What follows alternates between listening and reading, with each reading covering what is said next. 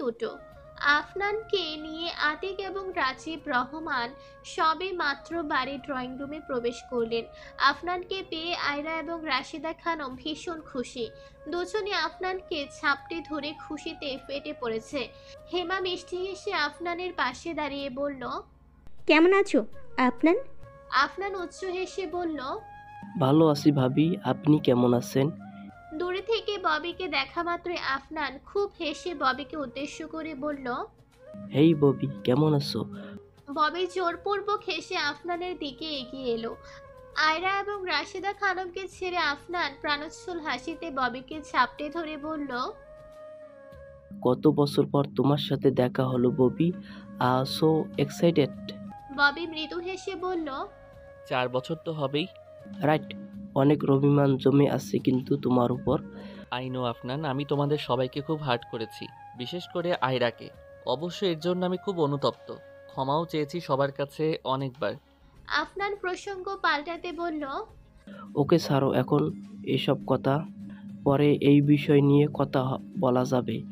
এখন বলো তোমার ওয়াইফ কোথায়, পরিচয় হতে পারি তো তার সাথে? আফনানকে ছেড়ে বারিশ মৃদু হেসে পিছু ফিরিয়ে জিনিয়া আহমেদের পাশে দাঁড়িয়ে থাকা লিলিকে ডেকে বলল। লিলি মলিন হেসে মাথা নিচু করে ববির পাশে এসে দাঁড়ালো। লিলি ডান হাতটা ধরে ববি স্লান হেসে আফনানের দিকে তাকিয়ে বলল। She is my wife lily. Bobby এবার লিলিকে উদ্দেশ্য করে বলল, লিলি, হি ইজ আফনান, আপুর দেবর, তোমার ভাইয়া হবে। লিলি মৃদু হেসে আফনানের দিকে তাকিয়ে বলল। কেমন আছেন ভাইয়া? আফনান মৃদু হেসে বলল। ভালো আছি ভাবি, আপনি কেমন আছেন? লিলি হ্যাঁ সূচক মাথা নাড়ালো। আপনার এক পলক লিলির দিকে তাকিয়ে তাড়াহুড়ো করে চোখ সরিয়ে ববির দিকে তাকিয়ে বলল। মাশাল্লাহ ভাবি, জাস্ট ওয়াও ববি, এখন বুঝলাম ববি এমনি এমনি হুট করে ভাবিকে বিয়ে করে বসেনি। আয়রার আগে গজগজ করে আফনানের পাশে দাঁড়িয়ে বলল। ভাইয়া স্টপ প্লিজ, এক্ষুনি রুমে যা, ফ্রেশ হও, রেস্ট নে। আফনানকে জোর করে টেনে আয়রা আফনানের রুমের দিকে অগ্রসর হলো। সবাই নিজেদের মধ্যে নানা রকম কথা বলতে ব্যস্ত হয়ে পড়ল। তন্মধ্যে হেমার শাশুড়ি হেমাকে উদ্দেশ্য করে বললেন। হেমা, খাবার সার্ভ করে দাও, দুপুর তো গড়িয়ে যাচ্ছে। হেমা মাথা নাড়িয়ে সম্মতি জানালো। কিচেন রুমের দিকে মোড় নিতে লিলি দ্রুত পায়ে হেঁটে এসে হেমার মুখোমুখি দাঁড়িয়ে খানিক ইতস্তত বোধ করে বলল। আপু, আমি আপনাকে হেল্প করি? হেমা প্রচন্ড বিরক্তি নিয়ে কপাল কুঁচকে বলল। একদমই না, তোমার হেল্প আমার লাগবে না, দয়া করে আমার সামনে থেকে সরো। লিলি কাতর স্বরে বলল। আপনি একা হাতে এত কাজ সামলাতে পারবেন না আপু, আমি হাতে হাতে একটু হেল্প করলে কাজটা অনেকটা ইজি হবে। হেমা খরতর স্বরে বলল। কাজের বুয়া আছে বাড়িতে, ওকে, তোমার কোনো রকম হেল্প লাগবে না। কাজের বুয়াকে দেখলাম একটু আগেই আন্টির থেকে ছুটি নিয়ে বাড়ি ফিরে যেতে। আসলে ওনার মেয়ে নাকি বাড়িতে খুব অসুস্থ, তাই হুট করে ওনাকে চলে যেতে হলো। প্লিজ আপু, না করবেন না, আপনাকে একটু হেল্প করতে দিন। হেমা কিছু সময় মৌন থেকে পরক্ষণে গোমরা মুখে বলল। ওকে চলো। হেমা দ্রুত পায়ে হেঁটে কিচেনে রুমের দিকে পা বাড়ালো। লিলি মৃদু হেসে হেমাকে অনুসরণ করে কিচেন রুমের দিকে এগিয়ে গেল। ববি কিছুটা দূরে থেকে দাঁড়িয়ে সবটা অবলোকন করছিল। হালকা হেসে ববি পেছনে চুলগুলো টেনে মাথা নিচু করে বলল। ভালোবাসি আমার পুতুল বউটাকে, খুব খুব খুব ভালোবাসি। হেমা কাচের বাটিতে সমস্ত ডিশগুলো বেড়ে দিচ্ছে, আর লিলি অন্য হাতে একটা একটা করে সবগুলো আইটেম ডাইনিং টেবিলে রেখে আসছে। কিচেন রুমের কাজ শেষ করে হেমা হঠাৎ লিলির উপর থেকে নিচ পর্যন্ত পর্যবেক্ষণ করে কপাল কুঁচকে বলল। এসব আম্মু শাড়ি আর গহনা না, হাতের রুলিগুলো তো মামুনির। আম্মু সব কিছু তোমাকে দিয়ে দিয়েছে, মানে আমার জন্য কিছুই রাখিনি? লিলি মাথা নিচু করে স্নান হেসে বলল। আমার সব কিছুই তো আপনার আপু, আমি তো জাস্ট একদিনের জন্য এসব পরে এসেছি মাত্র।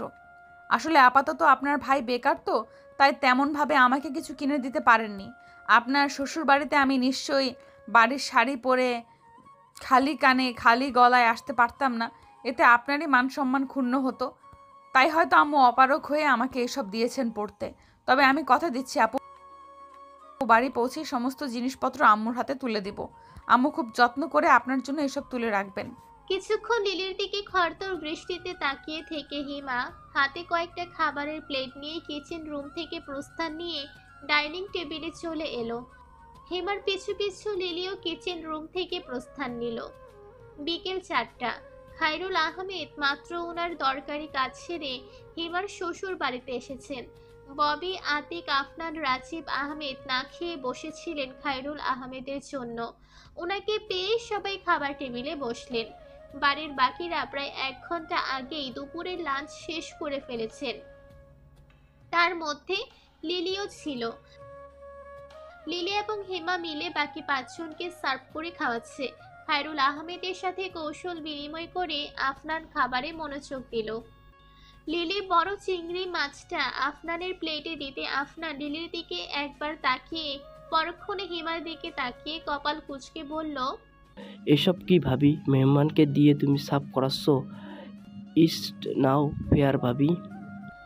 হেমা কিছু বলার পূর্বেই লিলি মলিন স্বরে আফনানকে উদ্দেশ্য করে বলল, আমি কোথায় আপনাদের মেহমান ভাইয়া? আমি তো আপনাদের পরিবারেরই একজন সদস্য। আপু এক হাতে সব করবে, খুব খারাপ লাগছিল আমার। তাই তো আমিও আপুর পাশে থেকে হাতে হাতে আপুকে একটু হেল্প করছি। আফনান খাবার মুখে দিয়ে ববির কানে ফিসফিসিয়ে খুব সিরিয়াস হয়ে বলল, এই ববি, ভাবির কোনো ছোট বোন নেই?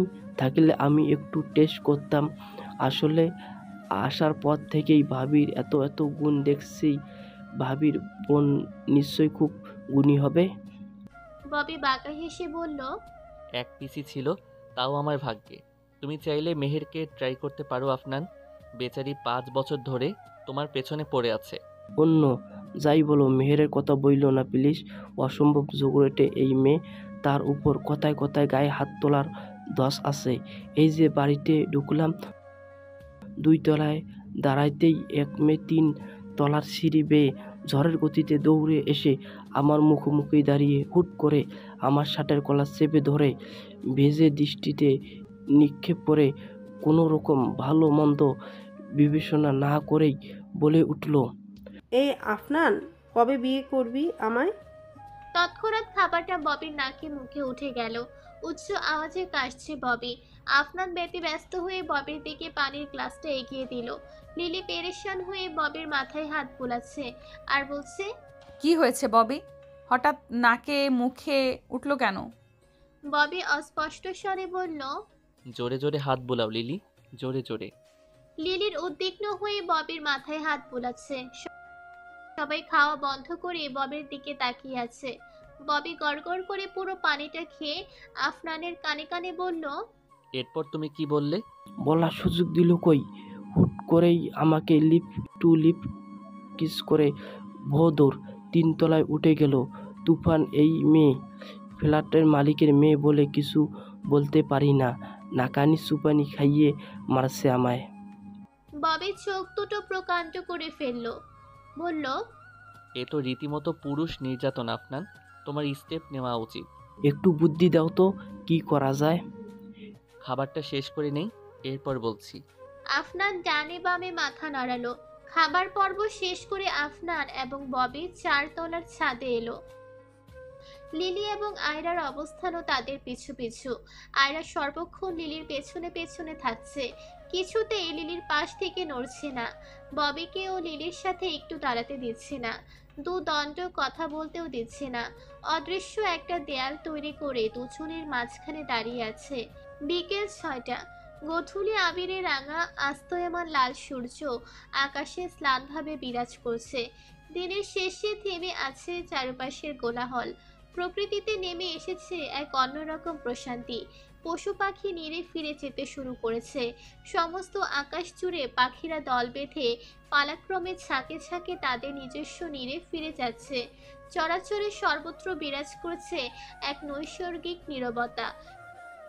সূর্যের রক্তিম আলোর ছটায় প্রকৃতির যেন অন্যরকম রঙে নিজেকে রাঙিয়েছে। ছাদের রেলিং ঘেঁষে দাঁড়িয়ে লিলি নীরব মনে প্রকৃতিকে খুব সূক্ষ্মভাবে অনুভব করছে। আকাশপানে দৃষ্টি নিক্ষেপ করে সে ছাগ বাঁধা পাখিদের হাতছানি দিচ্ছে। সূর্যের অস্ত যাওয়া দেখার জন্য তার চোখ দুটো হাঁসফাঁস করছে। সূর্য কিভাবে আকাশে তার অস্তিত্বকে বিলীন করে তাই এবার অনুধাবন করার পালা। আয়রা সেই কখন থেকে লিলির দিকে তেজি দৃষ্টি নিক্ষেপ করে দাঁড়িয়ে আছে। তার চোখের চাহনিতেই যেন লিলির চরম সর্বনাশ দেখছে, যা চাইলেও হয়তো লিলি আটকাতে পারবে না। আয়রা বেশ বিরক্তি নিয়ে হাতের কনুই দিয়ে লিলিকে গুঁতো মেরে বলল, অমন হাঁ করে কি দেখছো আকাশে? আকাশের কোথাও তো আমি ববিকে দেখতে পারছি না। লিলি উদাসীন চিত্তে একই ভঙ্গিতে আকাশ পানে তাকিয়ে আনমনা স্বরে বলল, আসলে দেখার চোখ আলাদা আমাদের। আমি সর্বত্র ওনাকে দেখতে পাই। আমার দেহ, মন, চোখ সব জুড়েই ওনার বসবাস। চারদিকেই আমি ওনার সুপ্ত বিচরণ খুঁজে পাই। যে মানুষটা সর্বক্ষণ আমার মনে বিরাজ করে, তাকে সব জায়গাতে দেখাটা অবশ্যই অস্বাভাবিক কিছু না। আয়রা লিলির থেকে চোখ ফিরিয়ে ববির দিকে তাকালো। কিছু দূর দাঁড়িয়ে ববি এবং আফনান নিজেদের মধ্যে কেসব নিয়ে যেন ভীষণ হাসছে আর বাচ্চাদের মতন খুনসুটি করছে। এসবের ফাঁকেও ববি একবার হলেও আর চোখে লিলির দিকে তাকাচ্ছে। মুগ্ধতায় তার চোখের তারা দুটো চলচল করছে। আয়রা কিছুতেই দুজনের কেমিস্ট্রি টলারেট করতে পারছে না।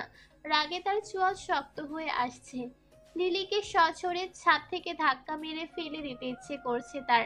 লিলির চান নিয়ে নিতে ইচ্ছে করছে। হাত পা খুব সাংঘাতিকভাবে কুঁচলে আয়রা আপন মনে বিড়বিড় করে বলল, আমাকে কাঁদিয়ে দুজনের মধ্যে খুব কেমিস্ট্রি চলছে না। তোমাদের দুজনকে আমি কীভাবে আলাদা করতে হয় তা আমার খুব ভালো করে জানা আছে ববি। তোমাদের মধ্যে যদি আমি সন্দেহের বীজ ঢুকাতে না পারি না, তো আমার নামও আয়রা না। আফনানের পাশ থেকে সরে এসে ববি ছাদের ডান কর্নারের ফুলের ছোট্ট বাগিচাটায় দাঁড়ালো। রকমারি ফুলের সুবাসিত ঘ্রাণে চারপাশটা মোমো করছে। গোধূলি লগ্নের হিমেল বাতাসে ফুলের সৌরভ যেন পাল্লা দিয়ে চারিদিকে ছড়িয়ে পড়ছে। ববি হালকা হেসে গোলাপ গাছটা থেকে একটা ফুটন্ত বড় রক্তিম গোলাপ ছিঁড়ে দ্রুত পায়ে হেঁটে লিলির পেছনটায় দাঁড়ালো। লিলি এখনো একই দৃষ্টিতে আকাশপানে তাকিয়ে আছে। কিছুতেই যেন তার দৃষ্টি ওই মুগ্ধ করা রঙিন আকাশ থেকে সরছে না। লাল পাড়ের শাড়ির আঁচলটা তার বাতাসের সাথে পাল্লা দিয়ে উঠছে। ববি হাত বাড়িয়ে লিলির খোপার মাঝখানে গোলাপ ফুলটা গুছিয়ে দিতেই ঘটনার আকস্মিকতায় লিলি কপাল কুঁচকে পিছু ঘুরে দাঁড়ালো।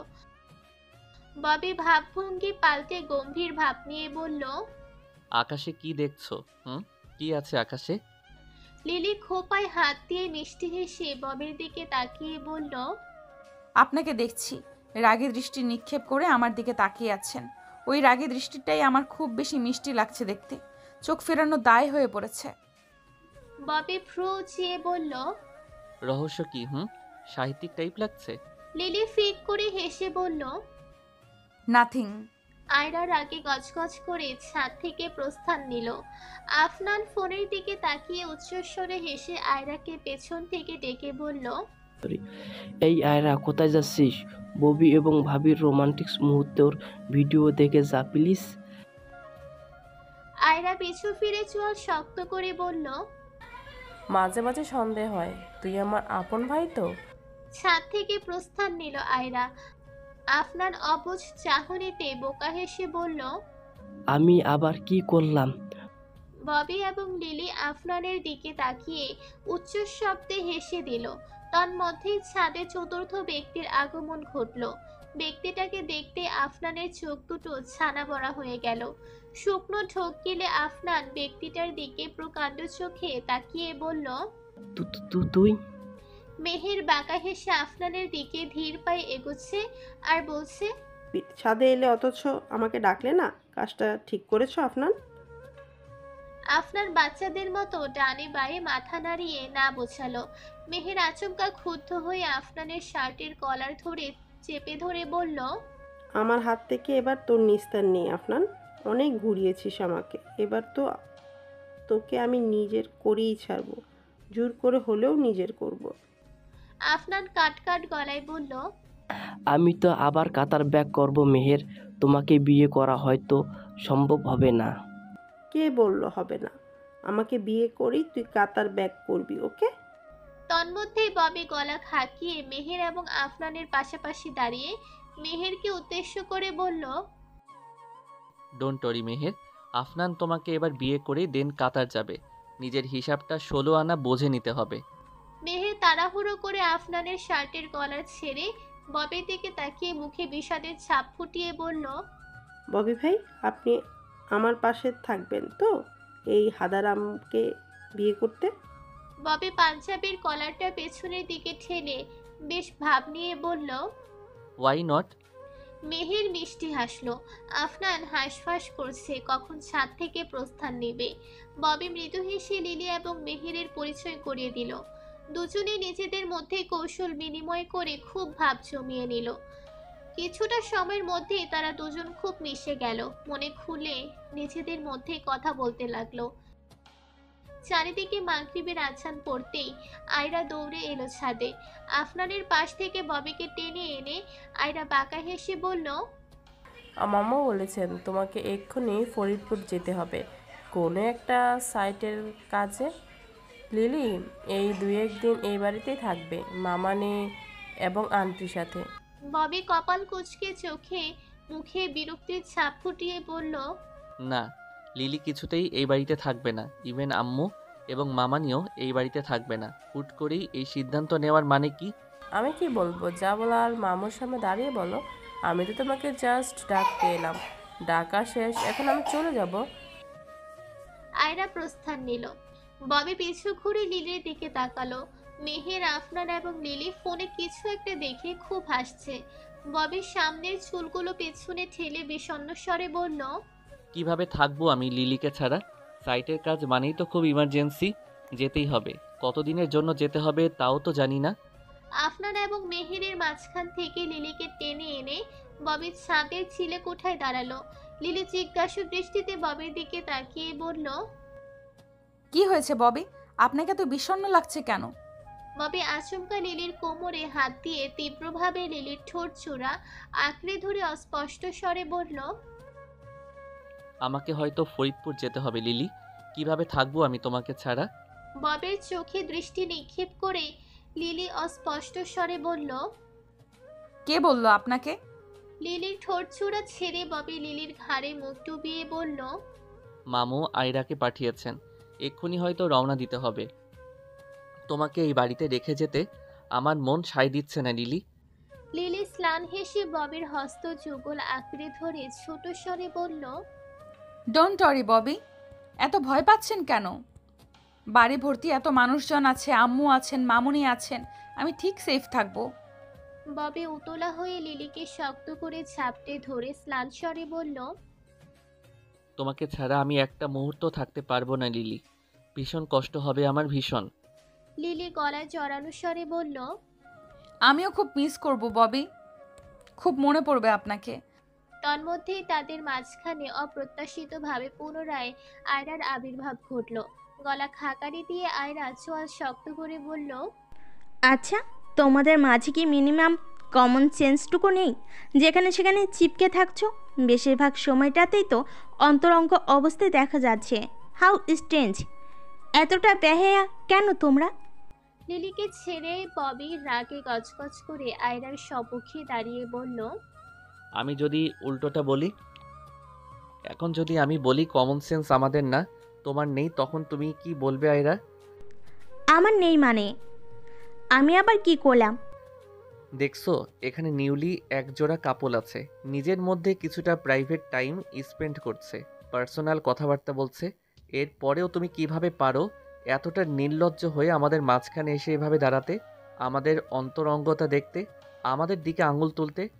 আয়রা খরতর স্বরে বলল, আমি বলতে এসেছিলাম, একটু আগে আমি যা বলেছিলাম সম্পূর্ণটাই মজা ছলে বলেছিলাম ববি। তোমার কোথাও যেতে হবে না, তোমার বউকে ছেড়ে কোথাও যেতে হবে না তোমার, শুনেছো তুমি? আর এও শুনে রাখো, লিলিরা এই বাড়িতে থাকছে না। ডিনারের পরে সবাই বাড়ির উদ্দেশ্যে রওনা হচ্ছে। বাড়ি ফিরে বউকে আরও কাছে পাবে, আরও ঘনিষ্ঠ হতে পারবে, আরও অন্তরঙ্গ হতে পারবে। আয়রা ভীষণভাবে রেগে দ্রুত পায়ে ছাদে থেকে প্রস্থান নিল। ববি বেকপ হয়ে আয়রার যাওয়ার পথে তাকিয়ে আছে। লিলি পেছন থেকে উচ্চস্বরে হেসে বলল, আয়রা আপু সত্যি খুব মজার মানুষ ববি। আপনাকেও কেমন গমভাট বানিয়ে ছাড়লো। ববি অল্প সময় মৌন থেকে দ্রুত পা ফেলে ছাদে দরজার দিকে পা বাড়ালো আর পেছন থেকে লিলিকে উদ্দেশ্য করে বলল। ববি প্রস্থান নিল। লিলি চিলেকোঠা থেকে বের হয়ে ছাদে রেলিংয়ের দিকে তাকালো। মেহের তেজে দৃষ্টি নিক্ষেপ করে আফনানের দিকে তাকিয়ে ঠায় দাঁড়িয়ে আছে। আফনান ভয়ার্ত দৃষ্টিতে মেহেরের মুখপানে চেয়ে আছে। লিলি বেশ বুঝতে পেরেছে দুজনের মধ্যে পুনরায় ঝগড়া বেঁধেছে। তাদের ঝগড়ার ছাঁটিতে কোনো রকম বিঘ্ন না ঘটিয়ে লিলি মুখ চেপে হেসে ছাদ থেকে প্রস্থান নিল। ববি এবং লিলিকে ড্রয়িং রুমে দেখা মাত্রই হিমা মিষ্টির প্লেট হাতে নিয়ে দুজনের সামনে দাঁড়ালো। কাঁটা চামচ দিয়ে ববিকে প্রথম মিষ্টিটা খাইয়ে হিমা দ্বিতীয় মিষ্টিটা লিলির মুখের কাছে ধরেও হঠাৎ ভাবভঙ্গি পাল্টে মিষ্টির প্লেটটা লিলির হাতে ধরিয়ে মুখটা কালো করে বলল, নিজেই খেয়ে নাও, তোমাকে অন্তত আমি নিজ হাতে খাইয়ে দিতে পারবো না। লিলি স্নান হেসে মিষ্টির প্লেটটা নিয়ে মাথা নিচু করে ঠায় দাঁড়িয়ে আছে। লিলির সম্মুখে দাঁড়িয়ে ববি লিলির হাত থেকে মিষ্টির প্লেটটা কেড়ে নিয়ে লিলির মুখের কাছে মিষ্টিটা ধরে বলল, হা করো। হেমার শ্বশুর বাড়ির সবাই ক্ষিপ্র চোখে ববির দিকে তাকিয়ে আছে। খায়রুল আহমেদ ফোনে স্ক্রলিং করছেন। জিনিয়া আহমেদ মুচকি হাসছেন। সাহেরা খাতুন আর চোখে ববির দিকে তাকাচ্ছেন। আয়রা তো পারছে না লিলিকে ধাক্কা মেরে লিলির জায়গাটা দখল করে দাঁড়াতে। লিলি টলমল চোখে মুখটা হা করে ববির দিকে তাকালো। ববি আদো হেসে লিলির মুখে মিষ্টিটা পুরে দিল। সন্ধে 7টা। ববি এবং আফনান বাড়ির পাশে টং দোকানটায় গেছে ভারে চা খেতে প্লাস সিগারেট কিনতে। দুজনেরই সিগারেট খতম হয়ে এসেছে। 4-5 ঘন্টার বেশি তারা ধূমপান না করে একদম থাকতেই পারে না। বিশেষ করে আফনান সিগারেটের প্রতি ভীষণ অ্যাডিক্টেড সে। ডেইলি 1 প্যাকেট সিগারেট তো তার লাগবেই। অন্যদিকে লিলি ওয়াশরুমের দিকটায় যেতেই হঠাৎ হেমার রুমের সামনে এসে থমকে গেল। অনিচ্ছা থাকা সত্ত্বেও সে কৌতূহলের বশে হেমার রুমের দরজায় আড়ি পাতল। হেমা বজ্র কণ্ঠে সাহেরা খাতুনের সাথে খুব চোটপাট করছে আর বলছে, ইটস নট পসিবল আম্মু, আমি কিছুতেই তোমার এত ভারী এবং এক্সপেন্সিভ গহনাগুলো ওই মেয়েটাকে পরতে দিব না, কিছুতেই না। বাড়িতে ফিরেই তুমি মেয়েটার কানে গলা থেকে গহনাগুলো খুলে নিবে, সিন্ধুকে যত্ন করে গহনাগুলো রেখে দিবে শুধুমাত্র আমার জন্য, তোমার একমাত্র মেয়ের জন্য। তোমার সব কিছুর উপর একান্ত আমার অধিকার আম্মু, একান্তই আমার, আর কারণ না। সাহেরা খাতুন কিছু সময় মৌন থেকে অকস্মাৎ তেজের স্বরে বললেন, তোমার হিংস্র আচরণ দেখে আমি অবাক না হয়ে পারছি না হেমা। দিন দিন এত স্বার্থপর হয়ে উঠছো কেন তুমি? তোমার বোঝা উচিত তোমার ভাই আপাতত বেকার, পরনের একটা শাড়ি পর্যন্ত মেয়েটাকে কিনে দিতে পারছে না। সেই জায়গায় দাঁড়িয়ে আমি যদি আমার শাড়ি গহনা আমার সাজ সরঞ্জাম মেয়েটাকে দেই, তবে এতে দোষের কি আছে? তাছাড়া আমার সব জিনিসের প্রতি তোমার যেমন অধিকার আছে, পাশাপাশি ও মেয়েটারও অধিকার আছে। ধরতে গেলে তোমার চেয়ে বেশি এখন ওই মেয়েটার অধিকার। মায়ের সব জিনিসে ছেলের বউদের অধিকারটা একটু বেশিই থাকে। তাছাড়া তোমার জন্য এক ভারী ওজনের একটা গয়না আমি আগে থেকেই সিন্ধুকে আলাদা করে রেখেছি, আর অন্য গহনাটা মেয়েটাকে দিয়েছি। দুজনেই এখন ইকুয়াল। তাহলে এত হিংসে কি আছে? তোমার ছেলেকে কে বলেছিল চাকরি না জুটিয়ে বউ জুটিয়ে নিতে? এখন কি সেই বউয়ের ভরণ পোষণ, পড়ালেখার খরচ, সাজসজ্জামের খরচ সব তোমাদের চালাতে হবে? আমার মামুর চালাতে হবে? তোমার ননদকে বিয়ে করলেও ওই একই অবস্থা হতো হেমা। তোমার মামুকেই সমস্ত খরচ চালাতে হতো। ভুলে যাও কেন বলো তো? আয়রার সাথে বিয়ের পরও ববি বেকার থাকতো। তোমার ধারণা ভুল আম্মু, কোনো চান্সই ছিল না। কারণ আতিক আগে থেকে ডিসাইড করে রেখেছিল যে বিয়ের পরপরই ববিকে বাইরে পাঠানোর ব্যবস্থা করবে। সে অনুযায়ী টাকার বন্দোবস্ত ও করে রেখেছিল। তুই ভাবলি কি করে হেমা? আমার একমাত্র ছেলেকে আমি তোমাদের পরামর্শ মতন বাইরে পাঠিয়ে দেব? বেকারত্ব ঘোচারের জন্য বাইরে পাঠিয়ে দেব? ববি আমার প্রাণ হেমা, একদণ্ড না দেখলে আমি শান্তি পাই না। আর তোরা কিনা হুট করে ভেবে নিলি টাকার লোভে আমি আমার ছেলেকে বাইরে পাঠিয়ে দেব। হিমা মাথা নিচু করে দাঁড়িয়ে পড়ল। লিলি দরজার আড়াল থেকে সরে মৃদু হেসে ওয়াশরুমের দিকে পা বাড়াচ্ছে আর বলছে, কতটা ভালোবাসেন আম্মু ববিকে, এক দণ্ড চোখের আড়াল করতে চান না। আম্মুর কথাবার্তায় এটাই বোধগম্য হলো যে আম্মু আস্তে ধীরে আমাকে মন থেকে মেনে নিচ্ছেন, আমার কথা সামান্য হলেও ভাবছেন, আমার সব দিকে নজর রাখছেন।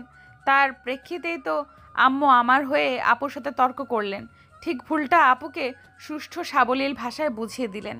লিলি ওয়াশরুম থেকে বের হয়ে ড্রয়িং রুমের দিকটায় পা বাড়াতেই আয়রা চায়ের মগ হাতে নিয়ে লিলির মুখোমুখি দাঁড়িয়ে বাঁকা হেসে বলল, গ্রিন টি আমি বানিয়েছি নিজ হাতে, সবই খেয়েছে, এবার তোমাকেও টেস্ট করতে হবে।